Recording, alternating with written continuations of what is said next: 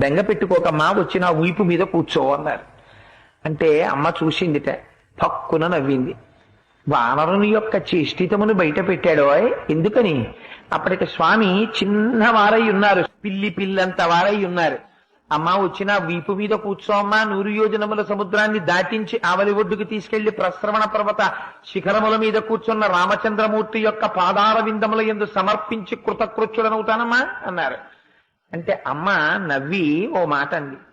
ఎంత మాట అన్నావోయ్ హనుమా, నువ్వే ఇంత స్వరూపమా, నీకో ఇంత వీప, ఆ వీపు మీద నేను కూర్చోనా, నువ్వు నన్ను తీసుకెడతావా, నీ వానర బుద్ధి బయట పెట్టావోయ్ అంది. అంటే పాపం అంతకు ముందు ఎవరి చేత అధిక్షేపింపబడి ఎరగడు మహానుభావుడు. అంత మాట నేసింది అమ్మ నన్ను, ఇదే నా స్వరూపం అనుకుంటోంది, నా స్వరూపం ఏమిటో అమ్మకి చూపించాలనుకున్నాడు.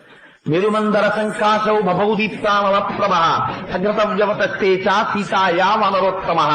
ఒక్కసారి మేరు పర్వత శిఖరాలు ఆకాశాన్ని చుంబిస్తూ ఎలా ఉంటాయో అంత స్వరూపాన్ని పొందేసి పెద్ద పాదాలతో, పిక్కలతో, మోకాళ్లతో, తలిసినటువంటి తొడలతో, సన్నటి నడువుతో, విశాలమైనటువంటి వక్షస్థలంతో, శంఖం లాంటి కంఠంతో, కాల్చిన పెనం లాంటి ముఖంతో, వాడి అయినటువంటి కోరలతో, పచ్చటి కన్నులతో, పెద్ద శిరోజములతో, మహానుభావుడు పరిఘల వంటి భుజములతో, పెద్ద పెద్ద వేళ్లతో, అంతంత అరిచేతులతో స్వామి నిలబడేటప్పటికీ అంత పైకి చూసి అమ్మ ఆశ్చర్యపోయింది.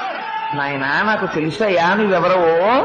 100 యోజనముల సముద్రాన్ని నీ దర్శన సామర్థ్యమును ప్రకటించి దాటి వచ్చిన రోజునే గుర్తించాను నువ్వెవరో.